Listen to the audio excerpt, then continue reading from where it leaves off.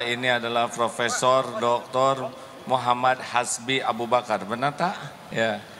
Alhamdulillah beliau adalah presidennya dari Muslim MMSS, Muslim Missionary Society Singapura.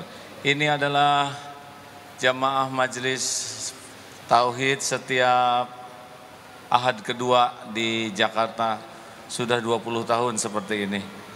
Silakan.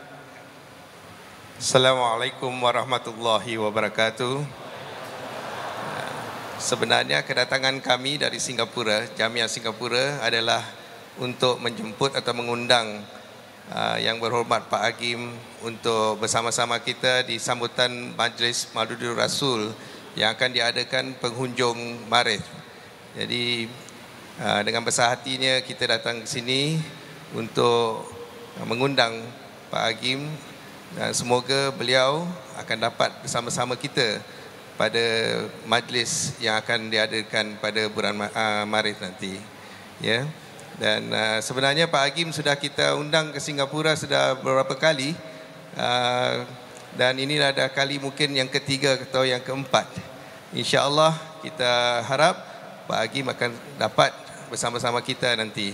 Sekian, terima kasih. Wassalamualaikum warahmatullahi wabarakatuh. Ya, terima kasih ya, jazakallah khair. Bagaimana? Ya, alhamdulillah. Baik. Ya, alhamdulillah. Perasaan panggung ini makin lebar ini. Kasihan banyak yang tidak nampak dari sana.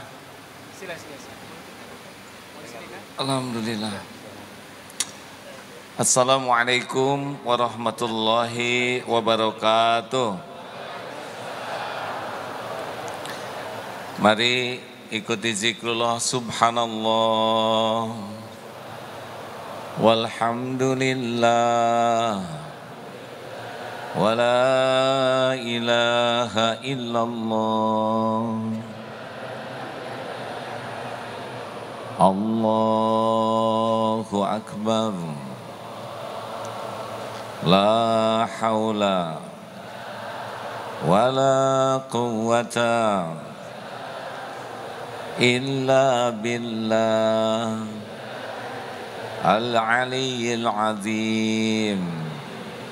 Allahumma salli ala sayyidina Muhammad wa ala alihi wa ashabihi ajma'in. Alhamdulillah, segala puji bagi Allah yang menciptakan kita, yang menakdirkan pertemuan ini terjadi. Dialah Allah yang maha mendengar, maha memperhatikan, maha baik, dan Allah lah yang menutupi aib dan dosa kita sehingga kita masih dihargai orang lain. Dan mudah-mudahan Allah yang maha menyaksikan ridho kepada kita semua. Pertemuan ini menjadi pembuka hati yang masih tertutup, menjadi jalan kesembuhan hati yang sakit, menjadi jalan hidayah bagi yang belum mendapatkannya, dan mudah-mudahan majlis ini penuh ampunan Allah Subhanahu wa taala. Amin ya rabbal alamin. Sekali lagi saya mohon maaf kalau panitia tidak menyiapkan lampu sorot sehingga wajah saya gelap ya. Ya, ada panitianya di sini. Semoga Allah mengampuni karena cahaya dari belakang mengakibatkan wajah saya yang sudah hitam semakin hitam. Apa kabar? Apakah Allah Subhanahu wa taala menyaksikan pertemuan ini? Apakah Allah mendengarkan setiap yang terucap? Apakah Allah maha tahu semua masalah kita? Tahu? Alhamdulillah. Asma Allah yang kita bahas kali ini Ar-Raqib. Ulangi, Ar-Rafiq. Ar-Rafiq ini adalah Allah Subhanahu wa taala yang maha lembut. Di dalam sebuah hadis Sahih Bukhari, suatu saat ada sekelompok Yahudi datang kepada Rasulullah sallallahu alaihi wasallam lalu mengatakan begini, "Assalamu alaika." Artinya kebinasaan, celakalah bagimu.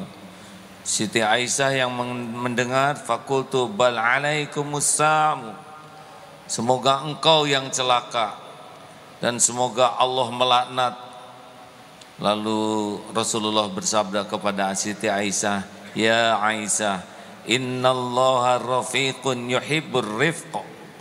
Allah itu maha lembut dan mencintai kelembutan fi amri kulli, dalam segala urusan.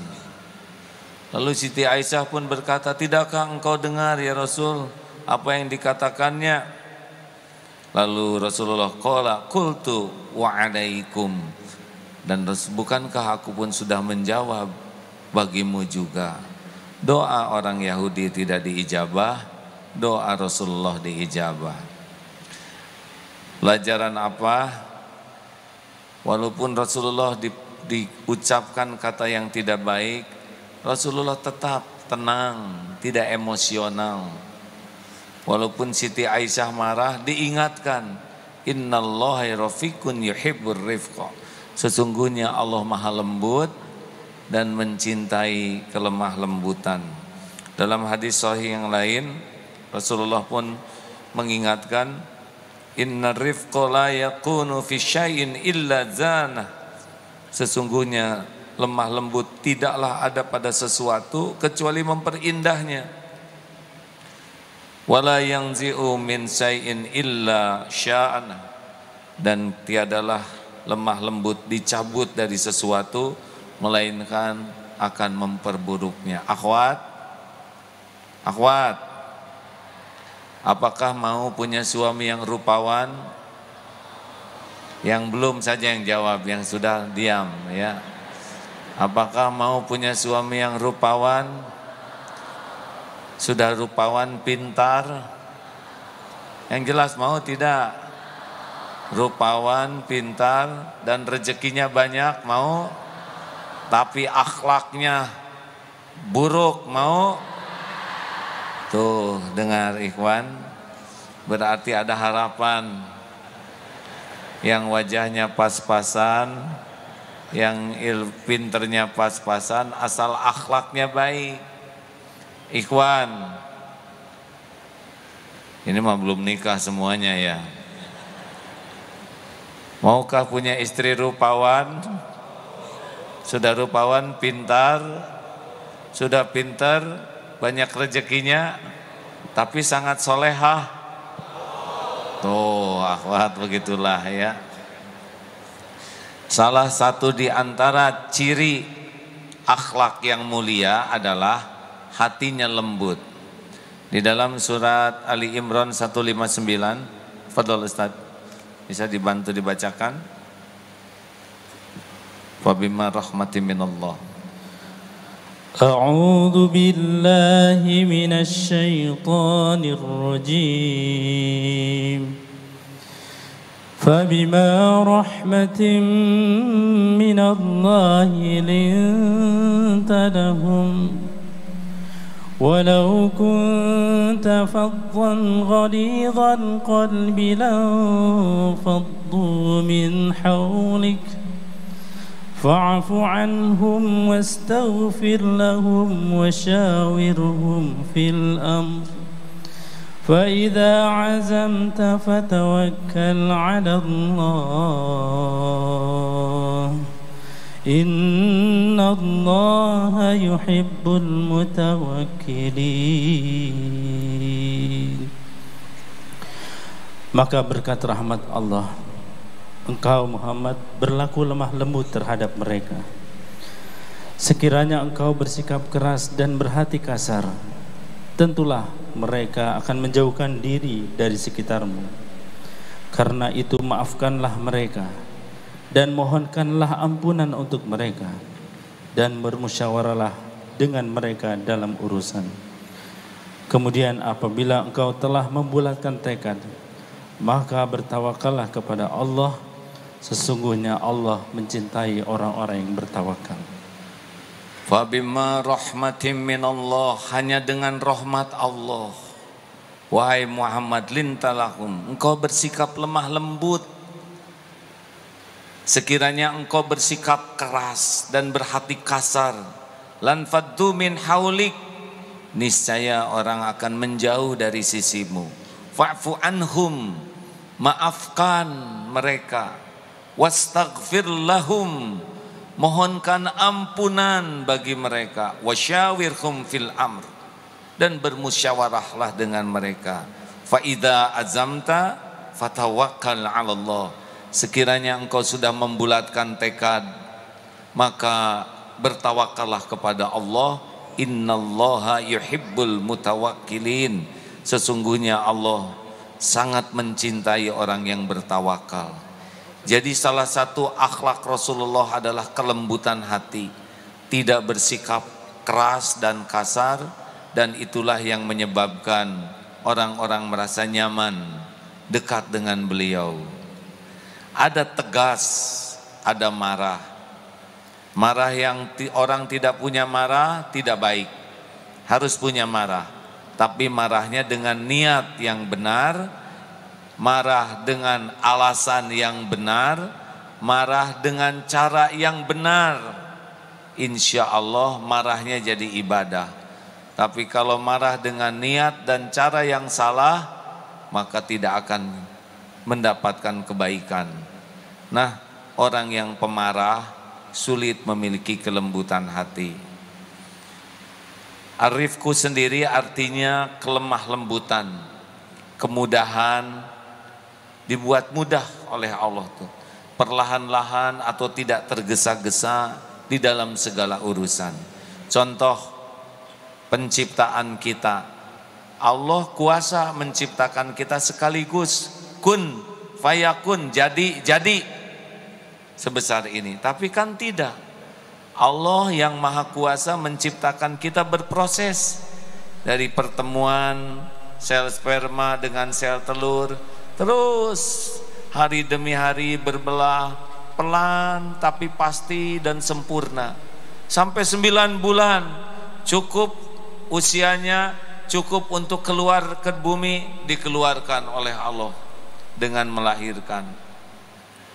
Bayi tumbuh pelan-pelan dari air susu yang diminum, jadi otot, jadi tulang, jadi rambut, jadi gigi. Inilah salah satu bentuk kelemah lembutan Allah dalam penciptaan kita. Juga Allah memberikan Al-Quran tidak sekaligus, padahal mudah bagi Allah. Jelek saja Rasulullah tuh paham Quran, tidak usah rumit. Mudah karena otak ini milik Allah. Lah ada santri yang bisa hafal Quran 6 bulan, tapi Rasulullah dididik oleh Allah bertahap. Al-Quran itu datangnya 23 tahun, karena Ar-Rafiq, Allah yang maha lembut, yang perlahan, tidak tergesa-gesa, bertahap, berjenjang. Inilah yang harus kita miliki. Akhlak yang siap dengan proses. Jangan suka tergesa-gesa di dalam segala urusan. Kalau ingin punya anak berproses, nikah dulu. Iya kan? Kalau ingin punya anak siap dengan hamil, tidak boleh langsung besar. Kalau ingin punya anak selesai sekolah, bayangkan hamil 9 bulan, SD 6 tahun, SMP, SMA 12 tahun, tambah kuliah 5 tahun. Jadi berapa hadirin? 17 tahun baru bisa selesai, padahal belum tentu panjang umur. Ada orang yang ketika diwisuda meninggal. Makanya yang kita nikmati dalam hidup ini adalah proses. Betul? Menghafal Quran susah, tidak apa-apa. Yang penting kita nikmati proses menghafal Quran sebagai jalan takarub kepada Allah Subhanahu wa taala. Slow man, ya. Nggak apa-apa milem tapi tidak usah pakai lampu ya. Terima kasih. Lanjut. Lihatnya ke sini aja, lihat ke sana, lihat ke sana, lihat situ, lihat situ. Ini berproses pisan. Siap menikmati proses. Setuju? Berjualan bukan masalah untung uang, berjualan itu menikmati. Berjualan sebagai proses amal soleh. Berapa harganya? 20.000. 5.000 ya. Kalau sakit hati kita nggak sabar. Uang-uang dia, barang-barang kita, kenapa sakit hati? Ya tapi buang waktu. Oh, siapa tahu kita dapat pahala sabar. Kenapa ibu nawar 5.000? Karena uang saya cuma 5.000. Tapi pengen beli mangga ini. Ibu silahkan. Tapi kan harganya 20.000. Gak apa-apa bu. Nanti rugi. Tidak ada yang rugi kalau berbuat baik. Kalau bisnis hanya mencari uang rugi. Tapi kalau bisnis mencari keridhaan Allah tidak rugi. Nikmat proses itu. Jelas hadirin sekalian? Jadi siap ya, yang ingin punya anak soleh siap dengan sebuah proses. Menjadi soleh itu tidak seperti membalikan tangan. Ada seorang istri yang suaminya kurang baik akhlaknya, sing sabar bu. Karena Allah kuasa membulak-balik hati suami. Tapi kenapa saya sudah sholat, sudah ngaji. Sholatnya khusyuk tidak, itu dia. Sholatnya belum khusyuk, tahajudnya hanya niat untuk suami supaya baik. Boleh jadi belum dibalikan hati suami, padahal mudah bagi Allah membalikan suami jadi soleh hatinya, supaya ibu lebih dekat dengan Allah. Supaya tujuan ibadahnya bukan supaya suami soleh, tapi tujuan ibadahnya supaya ibu yang solehah. Dengerin wanita. Kegedean hadirin. Dengerin. Mana yang lebih baik, lebih penting bagi seorang istri, suami yang soleh atau dirinya yang soleh? Suami atau istri? Dua-duanya. Tapi kalau salah satu yang harus duluan soleh, yang mana? Istri atau suami? Hei istri. Benar, karena di akhirat ditimbang masing-masing. Makanya kalau suami belum soleh, ibu mati-matian menyolehkan diri di sisi Allah. Tapi saya sudah berjuang, suami saya masih tetap galak. Terus saja, karena semua perjuangan ibu disaksikan oleh Allah.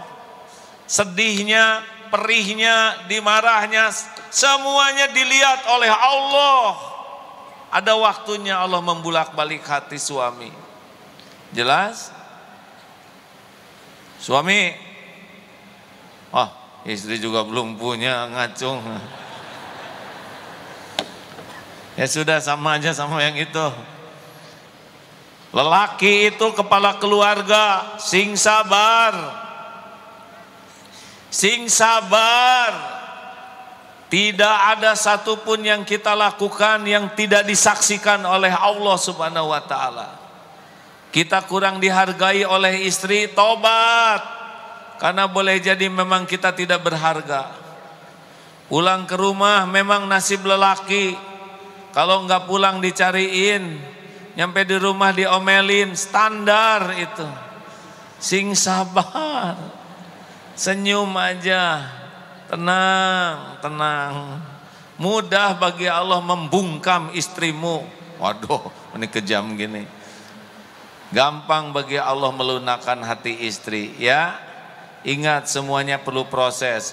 Boleh jadi oleh Allah istri belum dibuat solehah karena bapak belum serius ke masjidnya, karena belum bagus sholatnya, karena belum bagus baca Qur'annya. Lakukan semuanya lillahi ta'ala, nanti hadiahnya istri dan anak dibalikan hatinya oleh Allah, mudah bagi Allah. Jelas hadirin sekalian? Kita tidak bisa membulak-balik hati siapapun.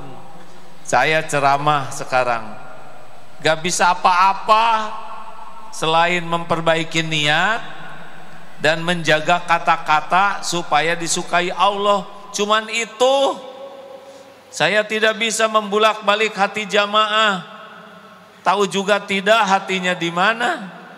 Saya tidak bisa memasuki akal pikiran. Tahu juga tidak. Gimana sih? Tahu akal juga tidak. Pokoknya gitulah maksud saya tidak tahu akalnya. Yang saya berusaha sekarang lakukan adalah apa niat saya dalam ceramah ini. Dan apa yang saya katakan Allah suka tidak, paling cuman itu. Kalau Allah suka, mudah-mudahan dimasukkan ke hati jamaah. Dan saudara datang juga, siapa yang mendatangkan? Saya kan tidak ngundang, betul? Allah yang mendatangkan. Kenapa dong datang? Enggak tahu. Boleh jadi bapak-bapak ini datang karena doa istrinya. Ya Allah, suami saya ini susah dinasehatin. Tiba-tiba mau pergi ke pasar, belok ke sini. Acung yang nggak ada niat tapi ke sini. Boleh jadi saudara hadir di sini berkah doa istri, berkah doa anak, berkah doa suami yang kita tidak bisa menasehati, tapi syariatnya lewat majelis ilmu Allah yang membulak-balik hati. Jelas? Sing sabar. Ada seorang istri cerai dengan suaminya, anak-anaknya dibawa oleh suaminya, sulit sekali bertemu. Bahkan disembunyikan alamatnya. Tapi kan Allah tahu di mana suami dan anak berada. Istrinya sholat, ngaji, minta tolong ke Allah. Setahun, 2 tahun, pada waktu mulai SMA, secara tidak sengaja ternyata rumahnya dekat. Lama-lama sekarang ngumpul itu anak dengan ibunya. Perlu waktu sampai ibunya dirasa cukup oleh Allah, ditemukan kembali dengan anak-anaknya. Ar-Rafiq, bertahap, berjenjang. Jelas hadirin? Jadi jangan suka tergesa-gesa di dalam hal apapun. Baik, sekarang kita mencoba mengkaji bagaimana supaya memiliki hati yang lembut. Ini suaranya jelas terdengar? Di atas jelas? Kalau jelas acungkan tangan. Kalau tidak jelas, ya jelaslah. Ini jelas? Bapak-bapak kalau jelas acungkan tangan. Alhamdulillah. Ini pertemuan terakhir kita ini. Bulan depan pengajian ini sudah tidak ada. Usia pengajian ini sudah 20 tahun. It is the last time I see your face. Dadah. Bulan depan kita tidak ketemu lagi di sini, ya. Kenapa secara redih begitu? Karena masjid ini akan direnovasi, akan diperbaiki selama berapa bulan? 10 bulan. Jadi insya Allah bulan depan pindah ke masjid Pondok Indah. Nggak akan muat, ya nggak usah datang ya. Ini direnovasi total. Mudah-mudahan kalau sudah selesai kita akan kembali lagi ke sini ya. 1, agar memiliki hati yang lembut,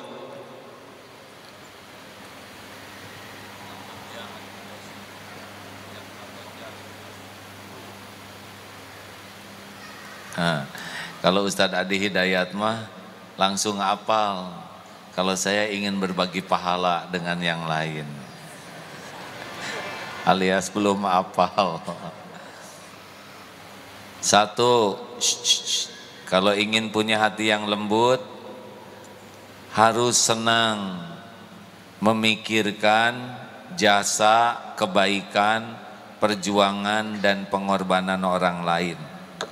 Silakan rasakan.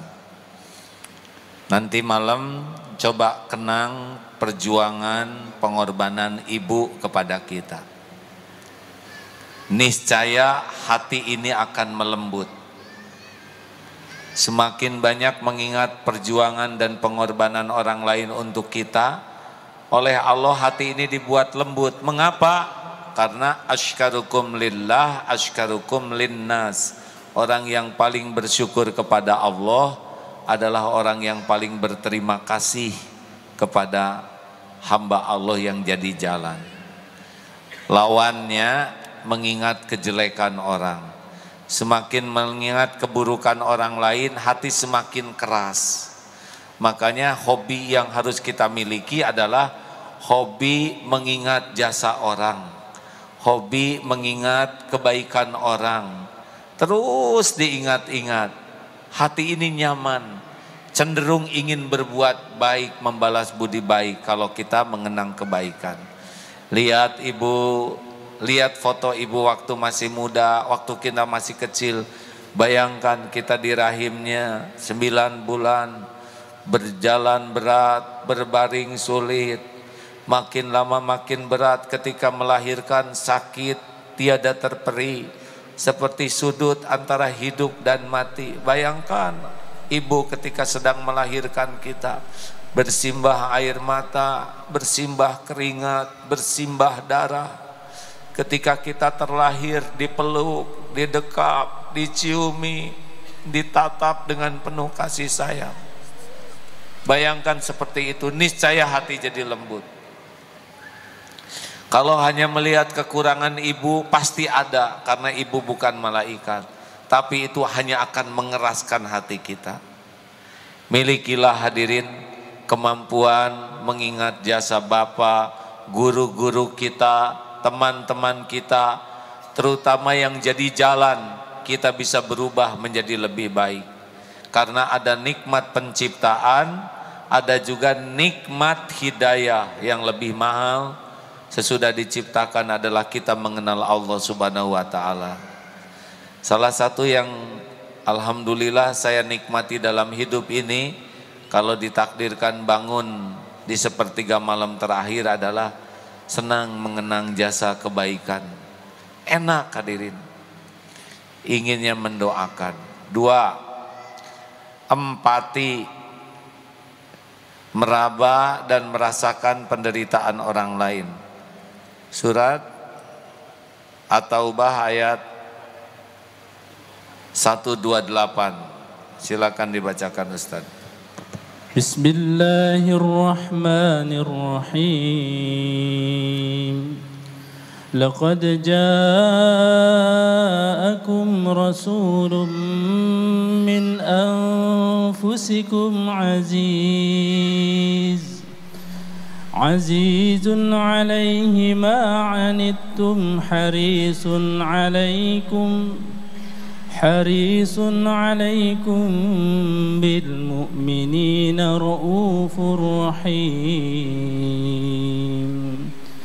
Fa in tawallaw faqul hasbiyallahu la ilaha illahu alaihi tawakkaltu wa huwa rabbul arsyil azim. Sungguh telah datang kepadamu seorang Rasul dari kaummu sendiri. Berat terasa olehnya penderitaan yang kamu alami. Dia sangat menginginkan keimanan dan keselamatan bagimu, penyantun dan penyayang terhadap orang-orang yang beriman. Maka jika mereka berpaling dari keimanan, maka katakanlah, cukuplah Allah bagiku, tidak ada Tuhan selain Dia, hanya kepadanya aku bertawakal, dan Dia adalah Tuhan yang memiliki arsy yang agung.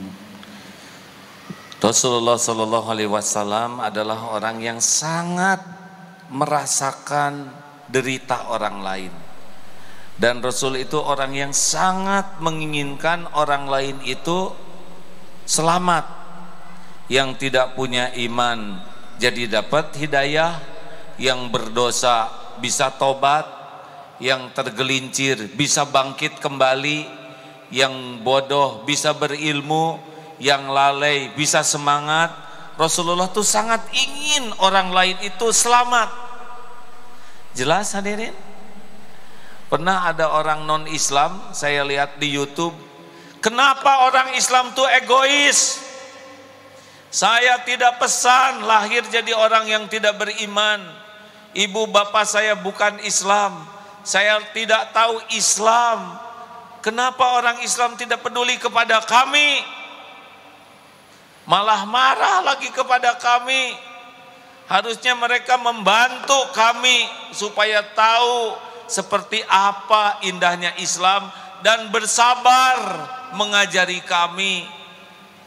Coba itu hadirin, gimana kalau kita takdirnya dari orang tua yang tidak Islam, tidak tahu informasi tentang Islam, lalu orang Islam yang datang tuh galak-galak. Masih ingat yang sweeping itu? Orang bule di sweeping, ini kisah fiktif.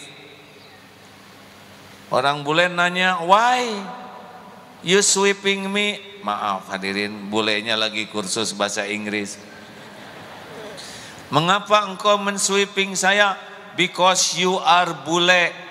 Kata orang bule, what's wrong man? Apa yang salah? I am bule, bukan pilihan I am. Saya mau ngomong bahasa Inggris cuma susah. It's not much choice gitu. I am bule, bukan pesanan saya. But you are non-Muslim. Yes, I am non-Muslim. Tapi saya juga tidak tahu kenapa saya lahir non-Muslim. Ibu bapak saya di Amerika tidak Islam. Melahirkan saya, teman-teman saya tidak ada yang Islam. I do not know about Islam. Itu mah gampang. I don't know. Saya dengar Islam itu keras, Islam itu galak dari media. Lalu kenapa saudara malah menangkap saya? Saudara sudah Islam, harusnya saudara ngasih contoh. Saya laporkan kepada Allah Subhanahu wa ta'ala. Ternyata dia Muslim yang sudah makrifat. Harusnya kita tolong orang-orang yang non-Islam itu dengan bukti indahnya Islam, dengan sabar memberitahu perkara jadi Islam atau tidak, itu hidayah Allah. Tapi jangan sampai kita tidak peduli kepada saudara-saudara kita, benar? Hei, halo? Maka saya tuh agak sedih kalau kita lihat orang non-Islam teh galak-galak, mau apa? Coba kalau kita yang lahir seperti di keluarga mereka. Nah, Rasulullah SAW menginginkan orang itu dapat hidayah, orang itu selamat, dan kepada kaum mukminin itu sangat sayang. Ayo. Pernah dengar kisah anjing yang diberi minum? Anjing diberi minum, kenapa itu perempuan diampuni Allah padahal dia pezina sebelumnya? Karena ngasih minum seekor anjing. Kenapa perempuan ini mau ngasih minum? Karena hatinya empati kepada anjing ini. Membayangkan anjing menjilat-jilat pasir. Ini pasti haus. Turun ke sumur, ambil air sampai digigit sepatunya, naik ke atas, kasih ke anjing. Allah lihat tidak? Allah tahu isi hati wanita ini. Emang wanita ini berzina sebelumnya, tapi Allah tahu ini wanita penyayang kepada anjing yang Allah ciptakan. Allah dekatkan anjing kepadanya yang kehausan dan dia mau menolong. Allah Maha Pengampun, diampuni wanita ini. Ini hadis sahih hadirin. Makanya kalau urusan dengan Allah beda daripada urusan dengan orang yang ribet. Minta maaf ribet, dimaafin ribet. Dengan Allah ngasih minum seekor anjing. Kenapa? Karena empatinya itu bisa meraba derita orang. Ayo, jangan suka nyebut jomblo. Raba perasaan yang belum punya pasangan. Jomblo tuh seperti ditonjok ya. Jangan nyebut kuintal kepada yang badannya besar. Itu saudara tidak empati. Ada yang gemuk dengan yang kurus, wey, angka 10, itu tidak empati. Raba perasaannya, hadirin. Jangan ngomong kutil kepada yang hidungnya pesek. Ini juga nggak enak. Ayo. Dan kalau ngobrol jangan suka segala ditanya. Misal reuni, anaknya berapa? Mau ngapain nanya anak? Dia belum nikah. Jadi malu, jadi sedih. Betul? Gak usah segala ditanya. Empati, raba keadaan orang lain. Gak usah ditanya, mana suaminya gak ikut, jadi gak enak. Dia kan pengen, tapi belum ada jodohnya. Jangan segala ditanya. Bahkan saum Senin Kemis juga jangan ditanya. Lagi saum ya, itu nyilakain orang. Akibatnya yang tadinya ikhlas jadi iya, insya Allah. Sebetulnya bukan Senin Kemis tapi saum Daud. Saya sudah 5 tahun saum Daud. Jadi rusak pahalanya. Saudara sih yang ngacauin. Gak usah ditanya, nyuguhin mah suguhin aja, benar? Jaga jangan ngerusak amal ibadah orang lain. Lihat orang yang preman di pinggir jalan. Bayangkan preman ini, orang tuanya pasti melahirkan anak, ingin punya anak yang soleh. Betul? Kenapa enggak kita doakan aja, ya Allah, berikan hidayah bagi preman ini supaya jadi anak yang berbakti ke orang tua.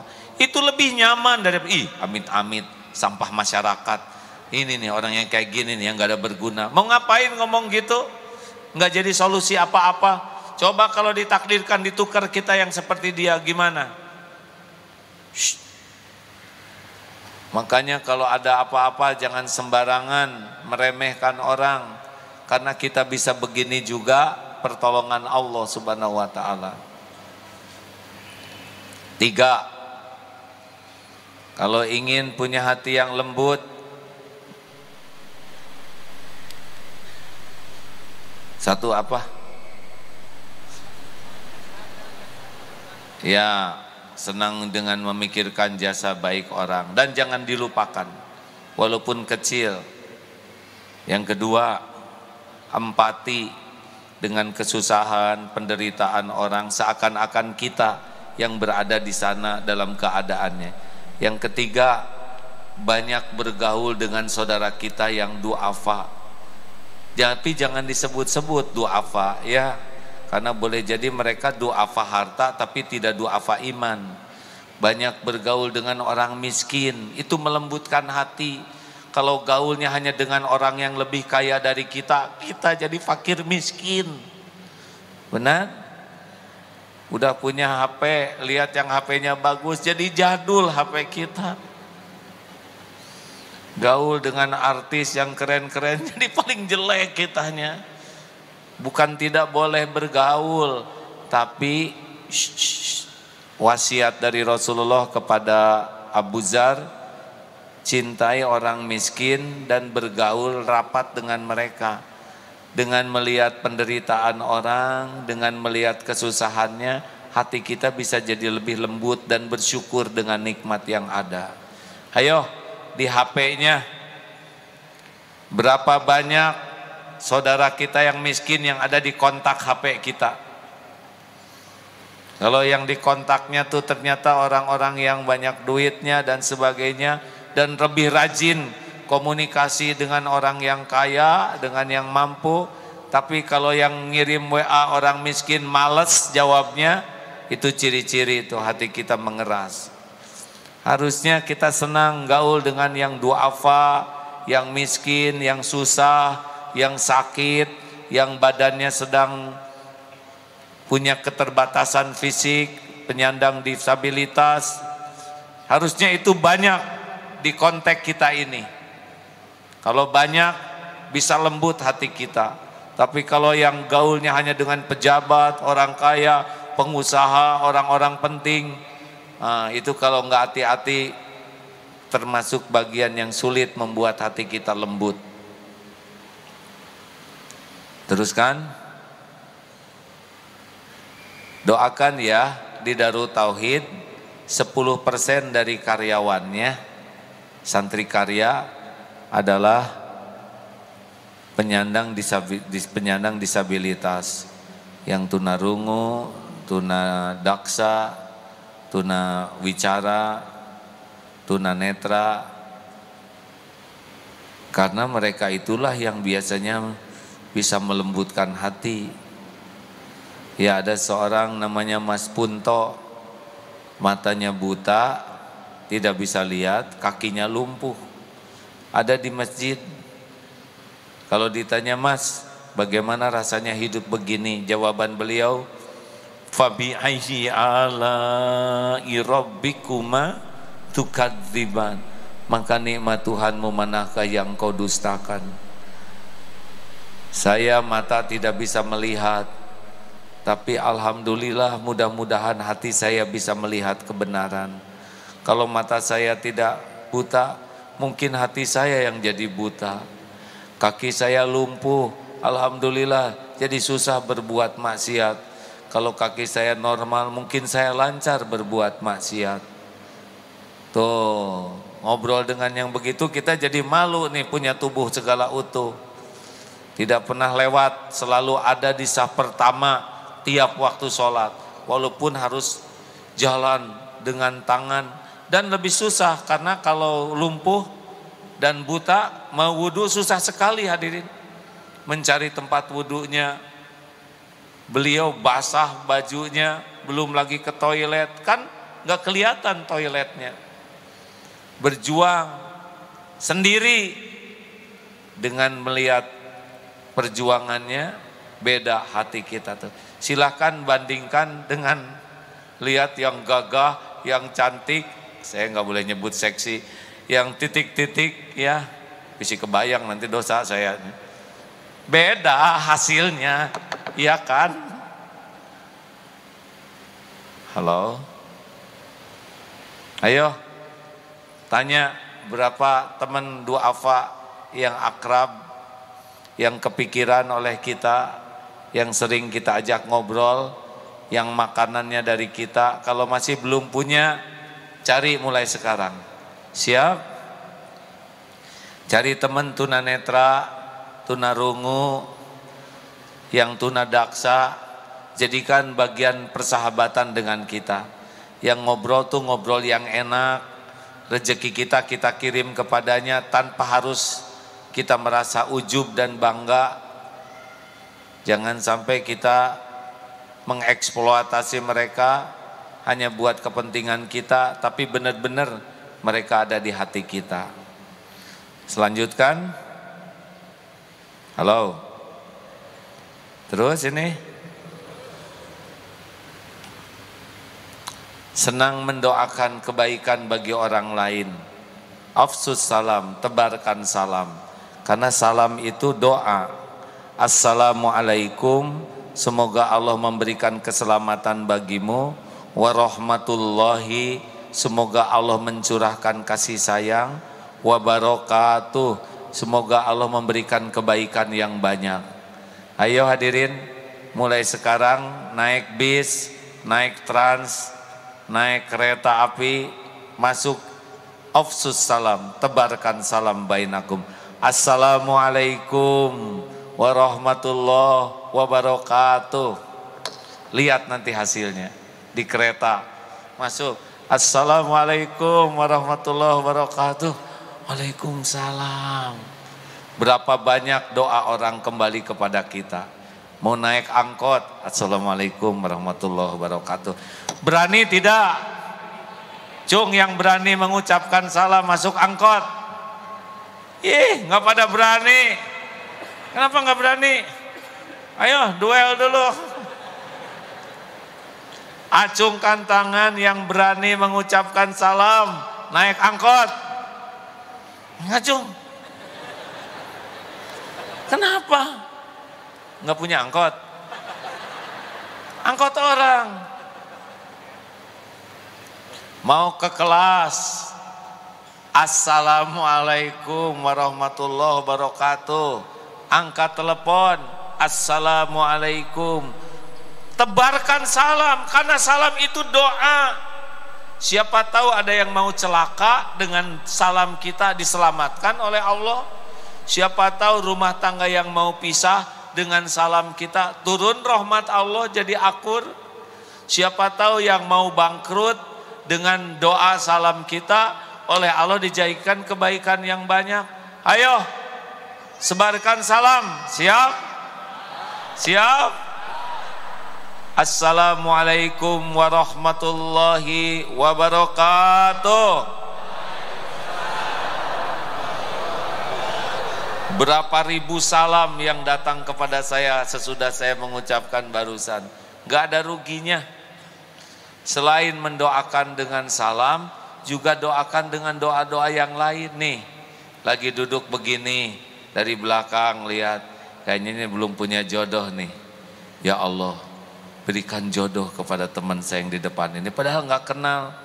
Terus kata yang depan, saya sih udah punya. Ya tuh sesudah itu tambahannya. Dengar ada teman lagi punya utang, habis sholat, ya Allah, teman saya punya utang, lunasi rizki, lunasi hutangnya ya Allah, lipat gandakan rizkinya. Dengar lagi Ustadz Arifin Ilham sakit, ya Allah berikan kesembuhan bagi Ustadz Arifin Ilham. Pokoknya senang menebarkan doa beda, termasuk kepada orang yang menyakiti kita. Dia nggak mau bayar hutang, jangan doa jelek, kalau jelek makin gak lunas. Ya Allah, sebetulnya saya jengkel, tapi kata si AA harus doa baik, cukupi uangnya ya Allah. Asal cukup aja buat ngelunasin utang. Pelit. Bukakan pintu rizkinya ya Allah, tapi ingatkan utang sama saya. Nggak perlu rewel begitu hadirin. Ayo, nih lihat saya. Ada yang udah ngedoain saya belum? Belum ya. Duduk begini, ya Allah, itu Aagim yang asli. Panjangkan umurnya, berkahi ilmunya, luruskan niatnya, istiqomahkan ya Allah, terutama ampuni dosa-dosanya. Atau sambil diam teh daripada nganggur nggak jelas, mending doain saya. Tuntun supaya lisannya bicaranya bener ya Allah, saya udah capek-capek jauh ke sini, kalau nggak bener cilaka. Tolong ya Allah supaya Aagim jangan sampai ngomong doang, tapi AA juga bisa mengamalkan apa yang disampaikannya. Saya jadi bisa beramal, doa. Jelas? Hebatnya doa kalau enggak ketahuan, Allah, malaikat akan mengaminkan. Dan mengaminkan doa kita jadi mustajab, dan bagimu juga kita dapat doa yang sama. Inilah sebabnya ada sebagian ulama yang mengatakan kalau kamu sakit, doakan orang-orang yang sakit, karena malaikat nanti akan mengaminkan dan mendoakan yang sama ke kita. Jadi ini teknik yang belum punya jodoh gitu. Ya Allah, teman saya belum punya jodoh, sing jodoh. Amin malaikat. Gak boleh licik begitu, harus ikhlas hadirin. Harus benar-benar pengen itu diberi jodoh. Yang punya hutang juga lunasi hutang teman saya ya Allah. Malaikat, amin. Insya Allah kalau ikhlas kita diberikan yang terbaik. Siap nih? Doakan ya. Baik dikenal maupun tidak dikenal, doa yang baik aja. Gak rugi kok. Jadinya banyak zikir. Di jalan, lihat tukang dagang, ya Allah mudah-mudahan jualannya sing laku, sing barokah. Lihat orang tua bawa anaknya ke pinggir jalan, ya Allah jadikan keluarga itu keluarga sakinah, anaknya sing jadi hafiz Quran ya Allah. Lihat yang lagi ngojek, ya Allah mudah-mudahan kau bukakan rezeki yang halal barokah. Lihat polisi di pinggir jalan, capek ya Allah, polisi teh capek. di tengah jalan sampai panas, ya Allah solehkan, bukakan hatinya selalu ingat padamu. Nggak ada ruginya, termasuk lihat capres. Nah, gimana doanya ya? Ya Allah, doa aja masing-masing hadirin. Bisa disangka kampanye nanti saya. Mudah-mudahan yang ini mah istirahat misalkan ya. Yang ini ya, saya nggak nomor berapapun ya nggak. Saya lihat jari saya kan nggak menunjukkan apa-apa. Hadirin, serba salah ini memang, jari itu yang beda sedikit. Tapi yang menarik kemarin saya dengan Ustadz Arifin Ilham kan nengok ke sana, kecup keningnya, doakan, ya Allah. Aduh sedih sekali saya tuh lihat beliau, nafas susah ya, bicara nggak bisa karena hemat sekali tenaganya. Selesai deh Ustadz, lagi sedih nih, doa semua. Ustadz doakan juga ayah, kan doa orang sakit seperti doa malaikat. Langsung gini aja.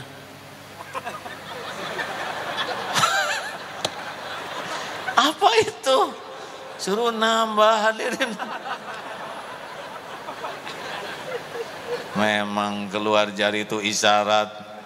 Enggak lah Ustadz, saya sih ikut KB, 2 saja cukup. Cukuplah. Dulu aja hebohnya sekian tahun. Udah tua saya, nggak mau heboh lagi.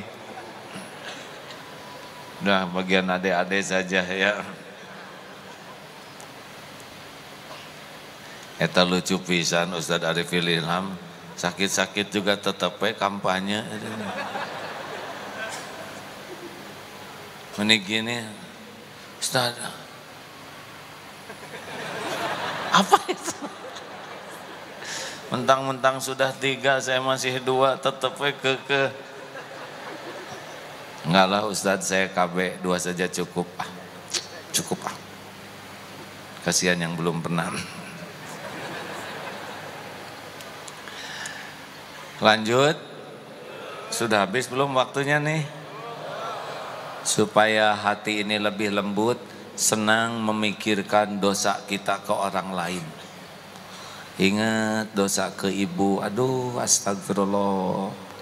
Saya tuh anak yang kurang berbakti, nelepon jarang. Kalau ngirim sesuatu hitung-hitungan, astagfirullah. Nemenin ibu bapak juga jarang, keinginan dibatasi, astagfirullah, astagfirullah. Ke ayah jarang senyum. Pasti ada kekurangan, tapi itu sudahlah, nggak usah dipikirkan. Pikirkanlah dosa kita ke orang tua, dosa ke guru, apa nih yang saya lakukan untuk guru saya. Dosa ke orang-orang yang berbuat baik ke kita, dosa ke istri, dosa ke suami, dosa ke anak. Aduh ya Allah, anak-anak teh jadi lupa padamu karena saya belum jadi orang tua yang benar. Saya belum jadi contoh yang baik, saya yang belum mendidik dengan benar, ampun. Makin banyak kita mengingat dosa ke orang lain, makin lembut hati kita. Makin banyak mengingat dosa orang ke kita, makin keras hati kita. Si eta tak kurang ajar ya Allah, ampun tetangga itu yang amit-amit jabang bayi. Ya Allah teman saya ini kopet luar biasa. Nggak ada kelembutan hati. Serius hadirin.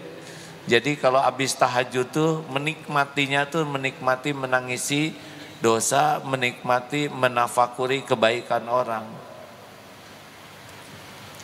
Mau ditambah supaya hati makin lembut, jadi ahli syukur. Pernah cerita di sini tentang orang kaya yang menderita. Dia rumahnya besar dan banyak, tanahnya di mana-mana, tapi setiap hari jengkel melihat satu rumah tetangganya di antara tanah-tanahnya yang belum mau dijual. Amit-amit tetangga ini udah rumah kecil jelek nggak mau jual, tiap hari teh mikirin rumah tetangga. Rumah dia yang banyak tidak disyukuri, bangun tidur, kapan dijualnya, harga udah dinaikin, tetap aja nggak mau, amit-amit, bener, jengkel, karena mikirin rumah orang. Dilihatlah rumah orang ini, ketika sampai di sana sedang sholat duha, habis sholat duha tuh, Alhamdulillah ya Allah, Alhamdulillah ya Karim, Alhamdulillah ya Arhamar Rahimin, Alhamdulillahi Rabbil Alamin. Sambil berlinang air mata tuh, Alhamdulillah ya Allah, Alhamdulillah ya Karim. Lihatnya aja orang kaya ini langsung berlinang air mata. Aduh, itu si bapak teh meni bahagia. Langsung diketok pintunya, tok tok tok, Alhamdulillah ya Allah. Megang telinga. Assalamualaikum warahmatullahi wabarakatuh. Alhamdulillah ya Karim. Waalaikumsalam warahmatullahi. Pak, ini saya tetangganya, lihat dong Pak. Alhamdulillah ya Arhamar Rahimin. Bapak teh kenapa alhamdulillah terus?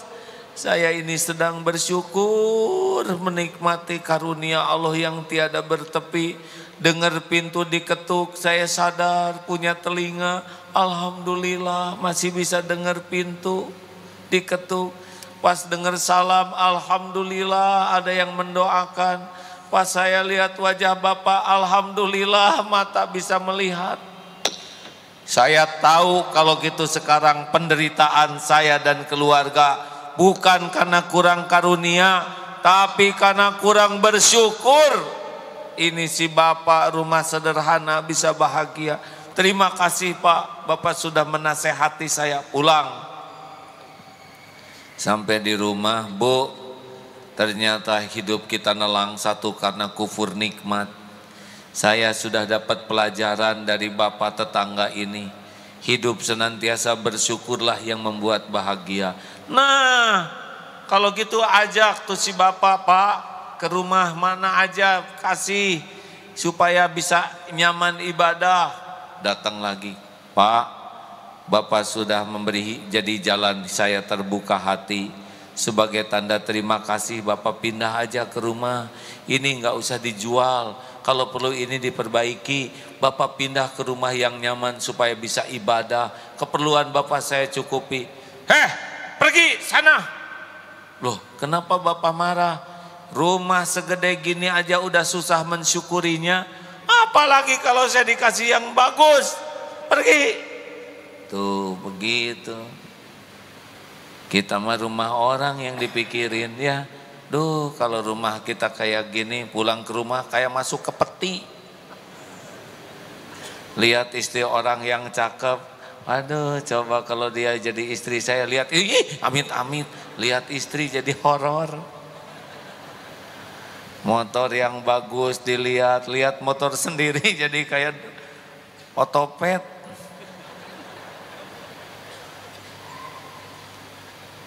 Mau bahagia? Mau bahagia enggak? Udahlah, alhamdulillah. Bangun tidur, alhamdulillahilladzi ahyana ba'dama amatana wa ilaihin nusur. Alhamdulillah ya Allah, saya masih hidup. Trek-trek, alhamdulillah, tulang masih komplit. Pas mata kebuka, alhamdulillah, bisa melihat. Suara apa? Suara AA, hadirin ya, ayam. Alhamdulillah masih mendengar. Tiba-tiba tarik nafas panjang. Alhamdulillah masih bisa nafas. Berapa banyak yang pas bangun matanya tetap terpejam. Berapa banyak yang pas bangun badannya tidak bisa digerakkan. Berapa banyak yang pas bangun nafasnya susah. Betul? Mau ke toilet, alhamdulillah kaki bisa jalan. Berapa banyak yang tidak bisa jalan ke toilet. Lihat kasur, alhamdulillah saya tidur di kasur empuk. Ingat yang di pengungsian, ingat saudara kita di Palestina, ingat saudara kita yang kena gempa di Donggala, di tempat-tempat kena musibah, yang berbulan-bulan tinggal di tenda. Alhamdulillah, masuk ke WC ada pintunya. Alhamdulillah ada pintunya. Saudara udah nyobain nggak masuk ke toilet nggak ada pintu? Nggak fokus. Alhamdulillah ada slotnya. Ada yang toilet nggak ada kuncinya, kepaksa ember didorong gitu, nggak bahagia lah, jadi nggak stabil ya, menjiwai. Pas lihat gayung, alhamdulillah ada gayung. Udah pernah nyobain ke toilet nggak ada gayung?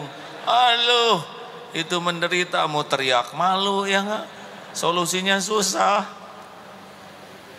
Dan jarang bersyukur. Makanya kalau masuk ke WC umum jangan bayar 2.000, 10.000, 50.000. Ya bayangkan kalau kita nggak ketemu toilet penderitaannya kayak apa. Serius Pak, lihat gayung tuh Allahu Akbar. Gak usah terlalu keras. Saya pernah masuk ke sebuah toilet di pesantren, di sebuah pesantren nggak ada gayung. Aduh, gimana solusinya ini? Hadirin sekalian, jarang kita mensyukuri nikmat yang kecil-kecil begitu. Buka lemari, baju alhamdulillah banyak, benar? Bisa pakai sepatu, Allahu Akbar. Fabi ayyi ala'i rabbikuma tukadziban. Nikmat Tuhanmu manakah yang kau dustakan? Selamat menikmati hadirin, hidup penuh rasa syukur, lembut hati ini. Betul? Alhamdulillah. Habis waktunya nih kayaknya nih. Nah cara menjawabnya tuh yang lembut. No, belum atau gimana? Baru juga diajarin. Ada yang baru pertama kali datang hari ini, Cung? Hah? Kok pertama semua? Tahu dari mana? Dek? Dari apa? Instagram saya? Oh follow?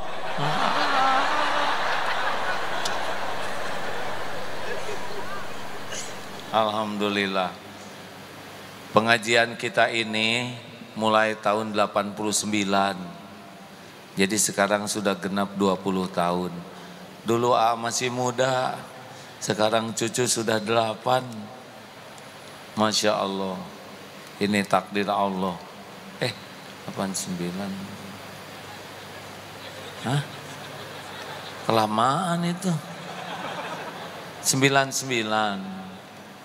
99, Masya Allah. Ya 99.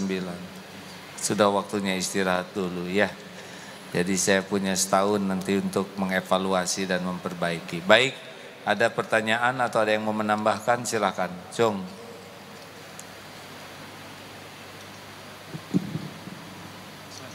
Oh, ada yang mau syahadat ya.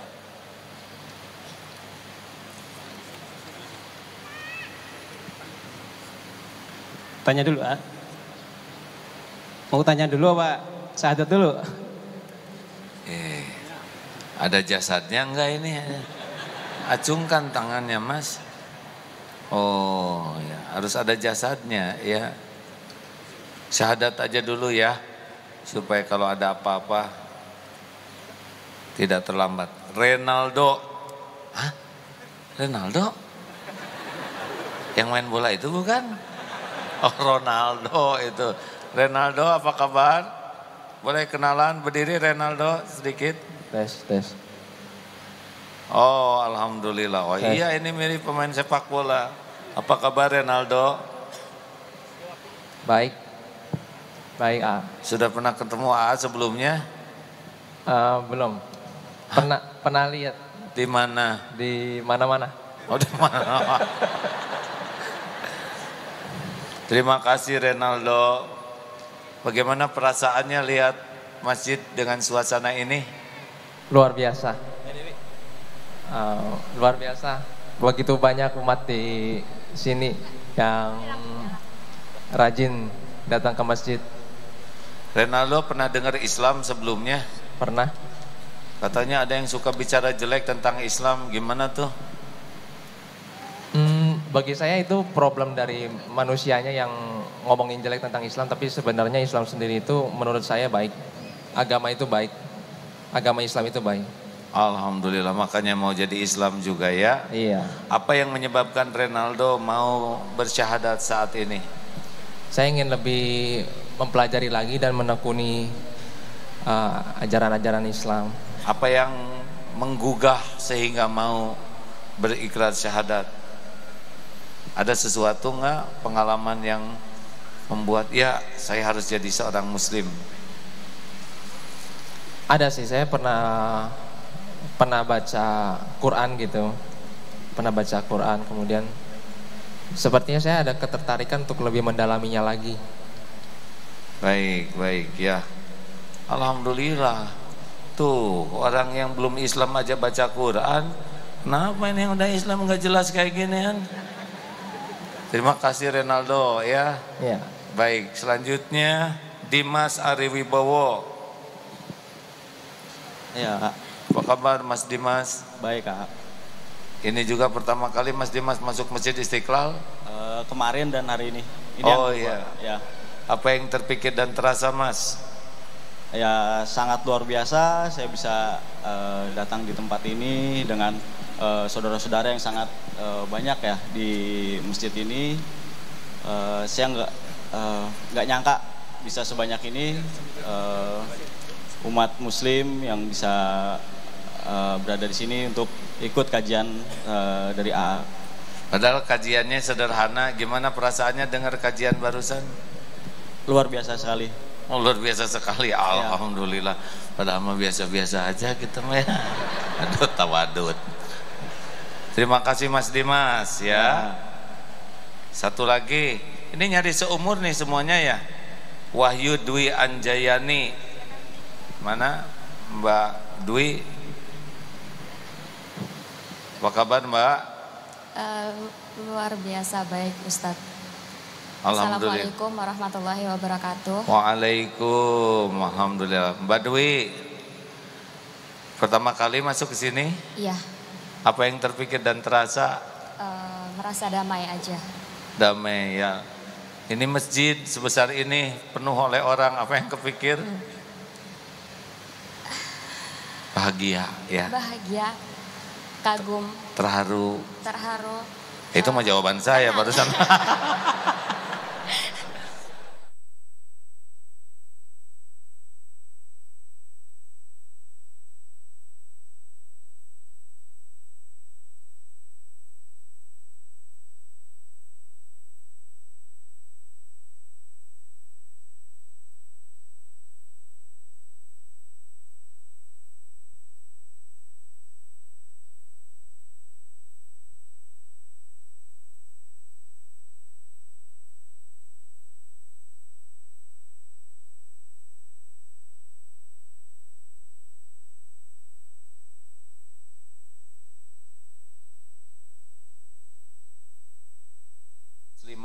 Pada saat ini. Dari ajarannya Ustadz. Ada pengalaman kah sesuatu yang menggugah sehingga mengambil keputusan? Maaf sebelumnya, saya sering melihat teman-teman, saudara, bahkan keluarga sendiri yang menjalani sholat 5 waktu itu setelah menjalani sholat, mereka sepertinya merasa tenang, damai, seperti itu. Jadi melihat orang yang sholat ya. Tuh lihat orang non-Islam lihat orang sholat tertarik. Kenapa ini orang Islam ada yang susah sholatnya? Nggak boleh emosi hadirin ya, maaf ya Mbak ya, saya lagi negur ini nih.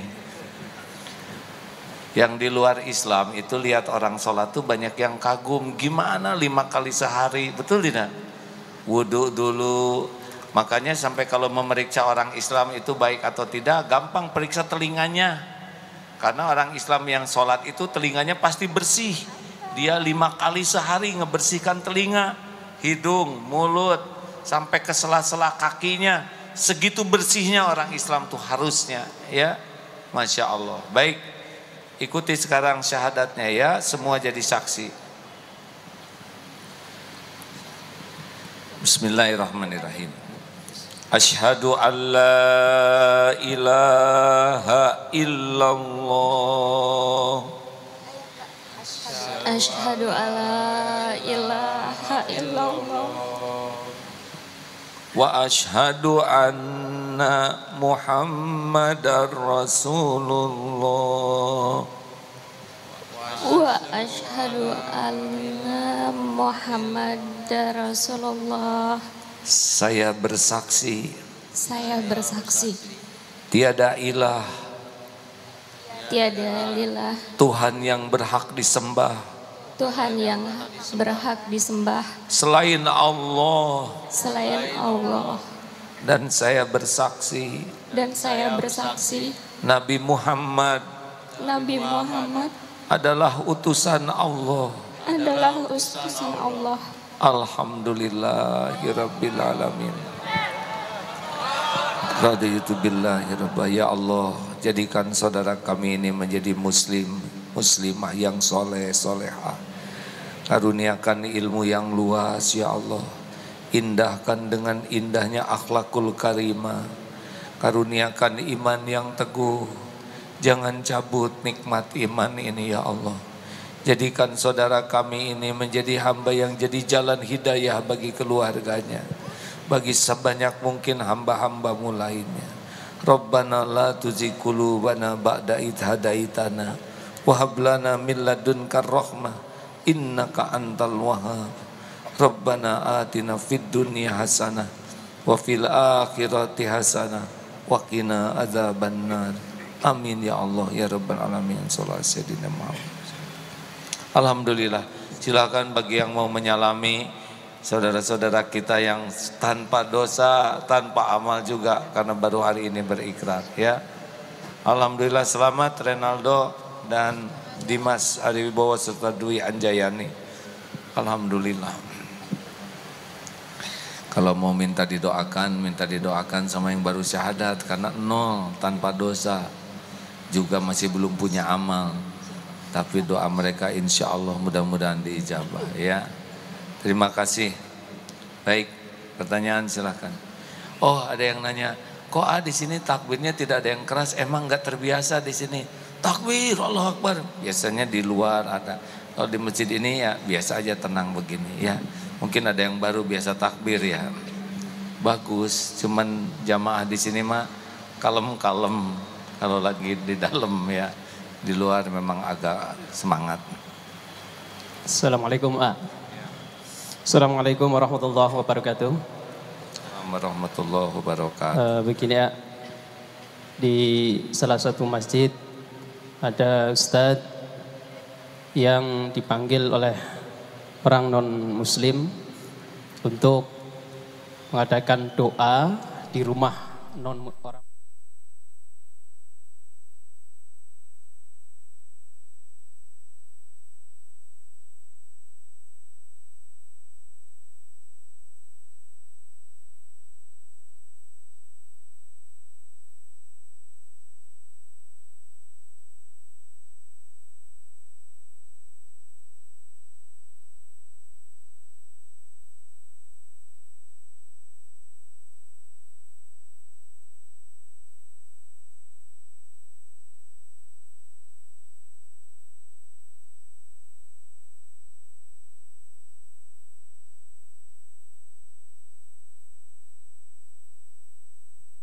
Waalaikumsalam warahmatullahi wabarakatuh. Ada orang yang minta didoakan, padahal akidahnya beda. Kalau menurut saya doakan aja. supaya dapat hidayah, benar? Iya begitu. Lah kalau kita yang jadi orang lain gimana? Pasti ingin dapat hidayah juga tapi udah belum tahu ya. Jangan dijauhi. Justru dengan begitu ditemani, sampaikan indahnya Islam. Doakan supaya dapat hidayah. Saya suka ngebayangkan kalau kitanya yang bukan Islam, kan kita juga ingin selamat, betul? Terus siapa yang ngedatengin kalau kita nggak ngedatengin mereka, nggak membantu mereka? Janganlah, jangan dikit-dikit bertengkar lalu nggak mau jadi makmum. Mungkin ada niat yang baik, cara yang baik. Begitulah. Kalau menurut saya orang non-Islam itu jangan dijauhi. Tampakkan indahnya Islam. Doakan supaya mereka dapat hidayah, berbuat baik ke mereka supaya mereka mengenal indahnya Islam, gitu. Kalau saya sih maunya gitu. Kecuali yang non-Islam memang memusuhi Islam, nah itu dan mau merusak, nah itu diperlakukan dengan sikap yang paling adil, ya. Ya. Assalamualaikum warahmatullahi wabarakatuh. Ngacung dulu, diizinkan belum? Ayo yang lain silakan. Nah gitu, ngacung dulu, tunggu dulu ya. Ya boleh. Assalamualaikum warahmatullahi wabarakatuh. Waalaikumsalam. Sebentar, kepada tim saudara saya lihat udah nggak kuat pengen berinfak ya. Alhamdulillah, berarti saudara Ridho Amal Soleh. Silakan berinfak sepuas-puasnya, setiap pengeluaran kita dihitung oleh Allah dan dibalas dengan sempurna ya. Fadol, ya silakan. Punten Ustaz, kami dari Malang, Jawa Timur. Sebelumnya kami menyampaikan salam dari paman kami, Ustadz Munir, yang mungkin tahun 70-an Ustadz mungkin pernah berjumpa beliau.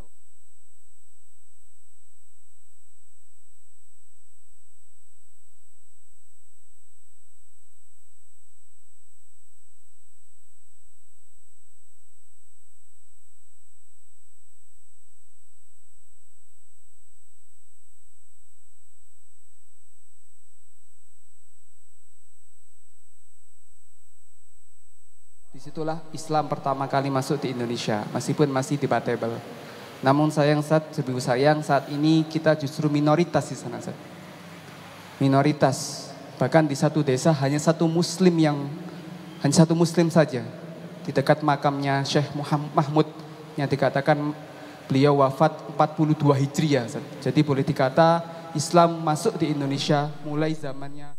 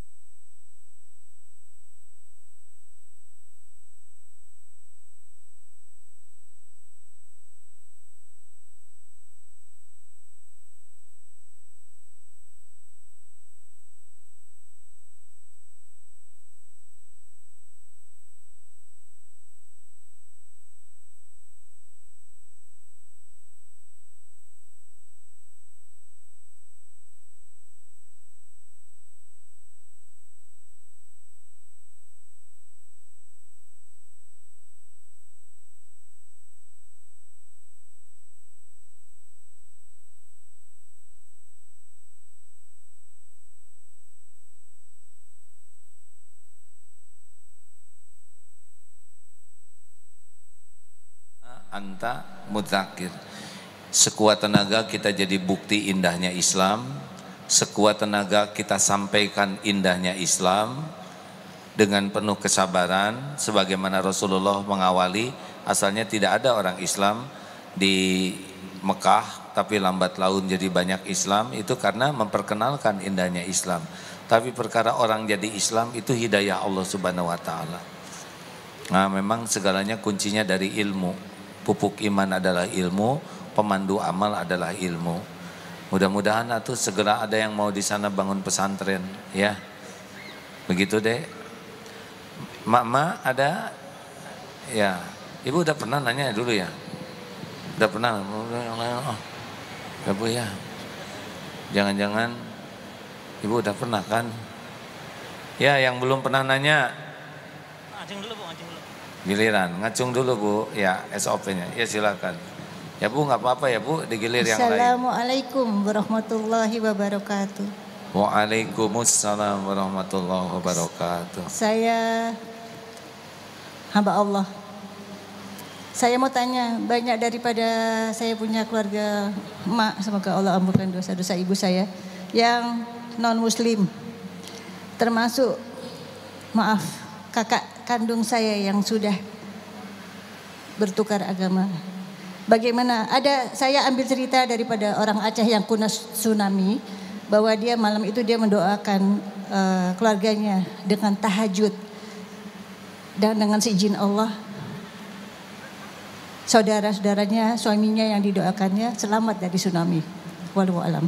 Yang saya mau tanyakan kepada yang terhormat Jim, bagaimana cara tahajud kita untuk kakak kita, saudara-saudara kita yang non-muslim, semoga dia mendapat hidayah dan inayah. Selain daripada hanya doa, ya Allah mohonlah hidayah dan inayah. Tapi adakah tahajud yang Jim boleh bagi saya ilmu, trik-trik? Terima kasih. Assalamualaikum. Ibu, doa itu tidak boleh dianggap sederhana ya. Ya Allah berikan hidayah. Boleh jadi doa itu lebih hebat daripada tahajud yang hanya untuk orang saja. Jadi walaupun sederhana, ya Allah berikan hidayah buat, tapi lahir dari hati yang tulus, penuh kasih sayang, boleh jadi itu yang lebih dikabulkan. Jadi tidak boleh dianggap remeh doa-doa yang sederhana tapi lahir dari ketulusan. Karena Allah tahu persis hati setiap orang. Jadi Allah tahu hati kita, Allah mendengar ya. Nah, saran saya kalau tahajud itu jangan tahajud agar orang dapat hidayah. Tahajud itu niat untuk mendekat ke Allah supaya kita dicintai Allah. Nah, salah satu doa dari tahajud adalah doa supaya orang dapat hidayah. Makin bagus tahajudnya, makin bagus di sisi Allahnya, mudah-mudahan makin dikabulkan. Amin. Punten saya pernah mendengar satu ustaz daripada Malaysia. Dia mu'alaf, dia Cina.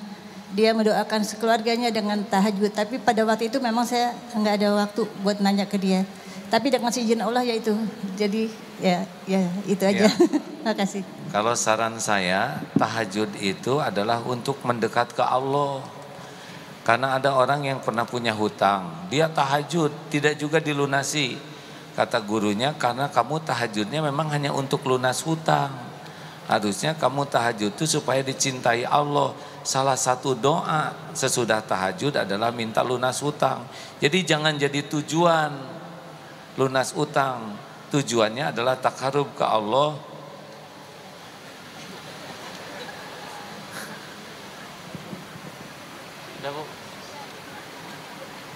Apa-apa. Ayo silakan terus. Nah, kalau melihat kejadian begini tidak usah terlalu serius ya. Semuanya akan berakhir tuh kan, turun, betul tidak?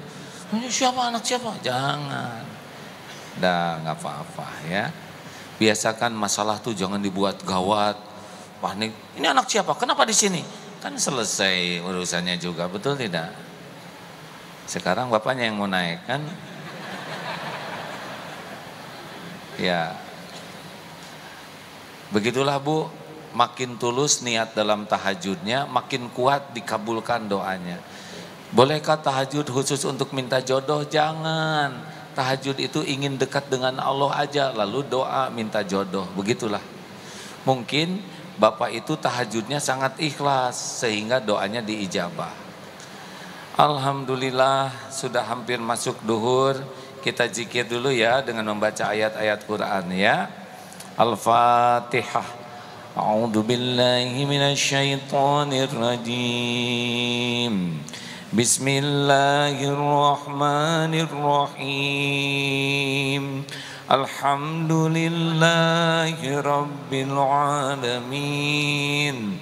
Ar-Rahmanir-Rahim. Maliki yaumiddin.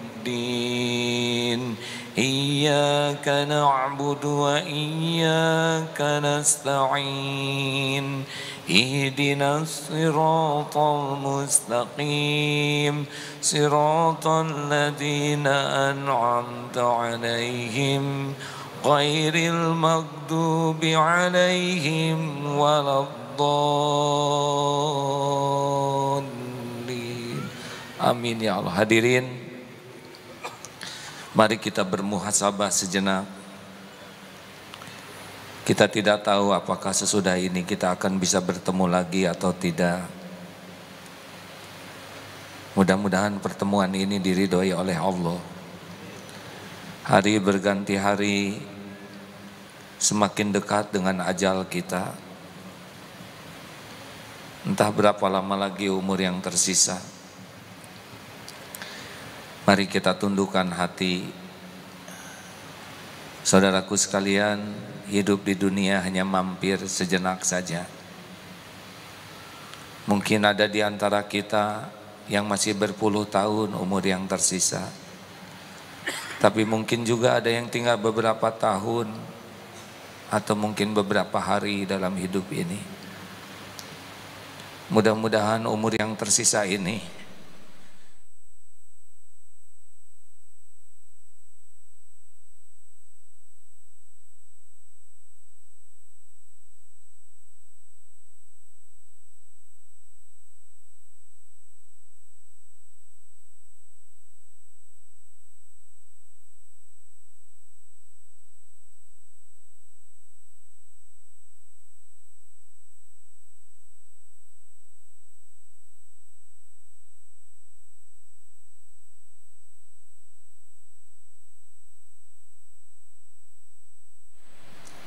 dan semoga jikalau saatnya tiba Allah mencabut nyawa kita husnul khotimah.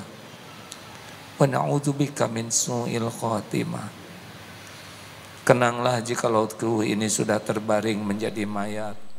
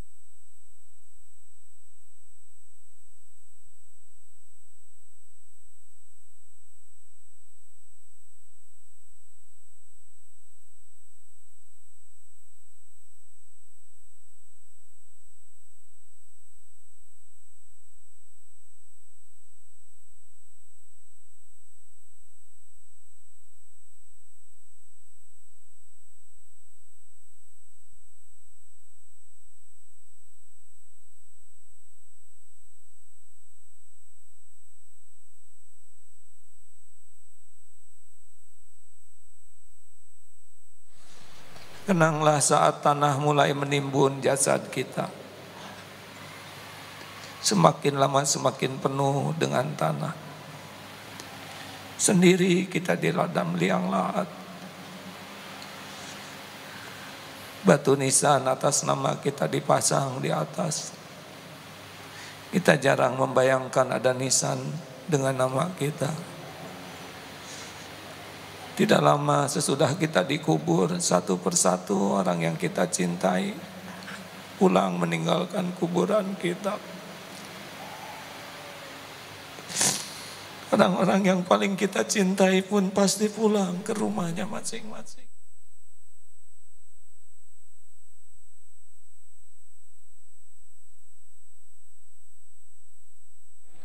Tapi hisab dimulai. Pasti datang malaikat kubur yang menanyai amal-amal kita. Tidak bisa lari, tidak bisa berkelit. Setiap perbuatan akan kembali kepada kita.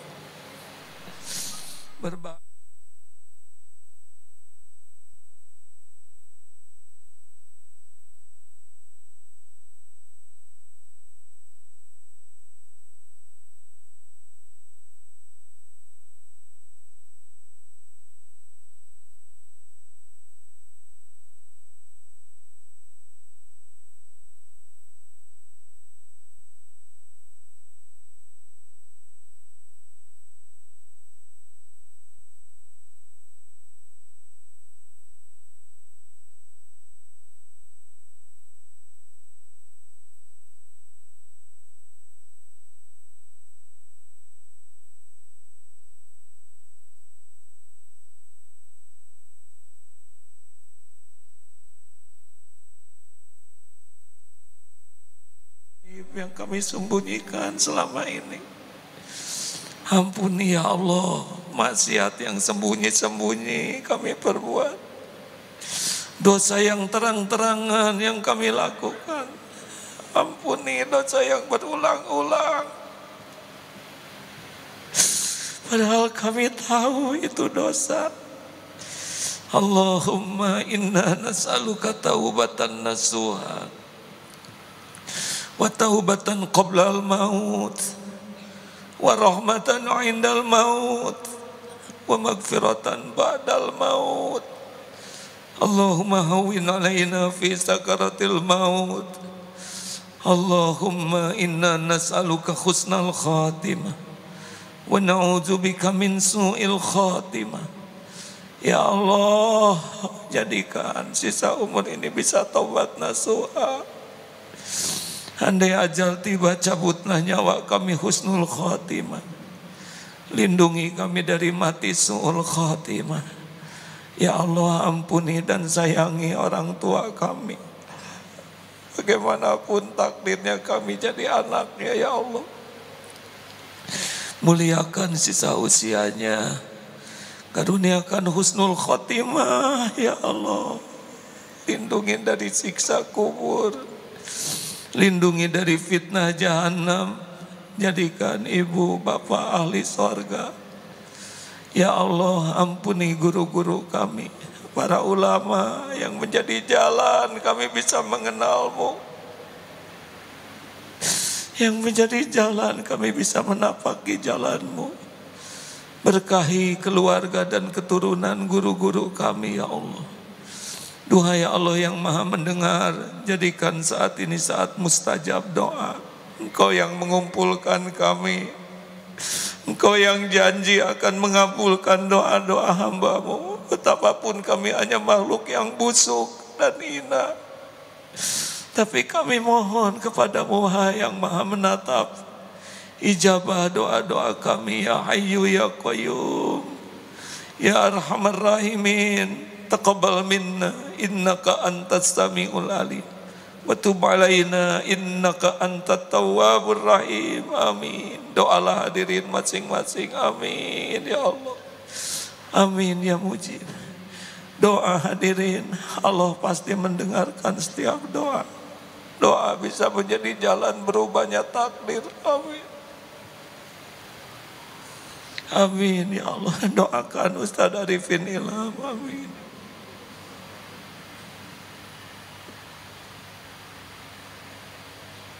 Amin ya Allah. Doalah sebanyak-banyaknya hadirin. Amin ya Mujib.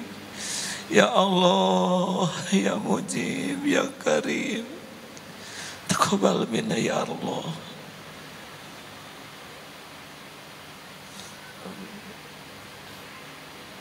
Amin ya Allah. Amin ya Rabb. Wahai yang maha baik, wahai yang tidak pernah mengecewakan hamba-hamba yang memohon, kuatkan iman yang masih lemah ya Allah. Berikan hidayah bagi yang belum mengenal-Mu. Berikan kesembuhan jamaah yang sedang sakit ya Syafi. Berikan kelapangan yang sedang dihimpit masalah dan kesulitan ya Fatah. Berikan jodoh terbaik yang menantikannya ya Karim. Pernikahan yang barokah, rumah tangga sakinah. Rabbana hablana min azwajina wa dzurriyyatina qurrata a'yun waj'alna lil muttaqina imama. Karuniakan ya Allah rezeki yang halal barokah, jauhkan dari yang haram dan subhat. Lepaskan dari lilitan hutang ya Allah. Jangan biarkan kami mati berhutang. Berikan ya Allah, angkat derajat yang dihina dan direndahkan. Tolonglah saudara-saudara kami di Palestina, di bumi penjuru manapun yang Engkau saksikan teraniaya. Allahumma a'izzal Islam wal muslimin. Allahumma ansur mujahidin fi kulli makan. Allahumma ighfir lil mu'minina wal mu'minat wal muslimina wal muslimat al ahya'i minhum wal amwat. Ya Allah, karuniakan kepada kami para pemimpin yang mencintai-Mu, yang mencintai agama-Mu. Pemimpin yang mencintai Rasul-Mu ya Allah. Pemimpin yang mencintai para ulama. Pemimpin yang mencintai umat-Mu ya Allah. Kami mohon, Allahumma malikal mulk tu'til mulka man tasya wa tanzi'ul mulka mimman tasya wa tu'izzu man tasya wa tudhillu man tasya biyadikal khair innaka ala kulli syai'in qadir. Kami berlindung dari para pemimpin yang melupakan-Mu ya Allah, yang melupakan umat-Mu. Hanya Engkau yang maha tahu, yang maha kuasa ya Karim. Rabbana atina fid dunya hasanah wa fil akhirati hasanah wa qina adzabannar. Subhana rabbika rabbil izzati amma yasifun. Wassalamun alal mursalin walhamdulillahi rabbil alamin. Hadirin, saya berpesan menghadapi Pilpres ini jangan emosional. Berbeda pendapat itu biasa, tapi bermusuhan, bertengkar itulah yang akan jadi dosa. Kita adalah sebuah keluarga besar umat Islam yang punya tujuan baik masing-masing. Pilihlah yang terbaik di antara yang sudah baik ini, tanpa harus saling mencela, menyakiti satu sama lain. Jagalah ukhuwah, jagalah akhlak, jagalah akal sehat kita. Jangan sampai Pilpres merusak segala-galanya. Mintalah tolong kepada Allah selalu, karena Allah lah penguasa dan penentu segala-galanya. Hadirin, mohon maaf andai kata sesudah ini kita tidak bertemu lagi. Mudah-mudahan ada takdir bila sudah selesai Istiqlal ini. Bulan apa kira-kira Pak selesainya? September. Boleh kami pengajian lagi Pak? Catat bulan September minggu kedua, mudah-mudahan bisa kembali lagi berkumpul gitu Pak. Insya Allah ya. Mau dilanjutkan acara kita ini nanti? Nah, untuk bulan yang akan datang di Masjid Pondok Indah, kecil memang dibanding Istiqlal, tapi mudah-mudahan penuh berkah. Mohon maaf, semoga April kita akan memiliki presiden terbaik menurut Allah yang akan bisa membimbing kita di jalan yang Allah ridhoi. Subhanakallahumma bihamdik asyhadu alla ilaha illa anta astaghfiruka wa atubu ilaik. Assalamualaikum warahmatullahi wabarakatuh. Demikian kajian kita kali ini. Kami ingatkan